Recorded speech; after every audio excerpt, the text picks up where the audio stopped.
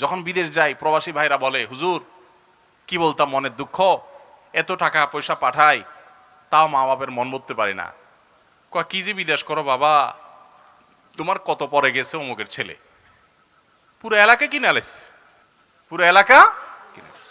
আহা, চাচারা, বাবাজিরা, কান খাড়া করে শুনেন, কিয়ামতের ময়দানে জাহান্নামে ওই ছেলেকে ফেলানোর আগে আপনাকে উপর করে ফেলানো হবে। কারণ আপনি আপনার ছেলেকে চুরি করতে বাধ্য করেছেন। ওই স্ত্রীকে আল্লাহ তাআলা আগে নিক্ষেপ করবেন যে স্ত্রী তার স্বামীকে চুরি করতে বাধ্য করেছে, কারণ তার অপরাধটা আগে হয়েছে। ভাইরা আমার, সৎ মানুষের কোনো দাম এই সমাজে নাই। রাস্তা দেখবেন অমুক ভাই তমুক ভাই সালাম আলাইকুম সালাম আলাইকুম, তাই না?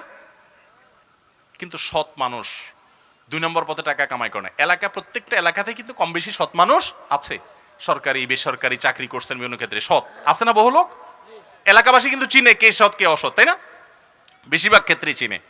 এই সৎ মানুষদের কোনো দাম, আরে অন্য কোথাও তো দাম নাই, দাম নাই, এই যে মাহফিলের মঞ্চেও দাম নাই। সব দেখবেন চোর ডাকাতদেরকে দাম, ভালো মানুষের কোনো দাম নাই।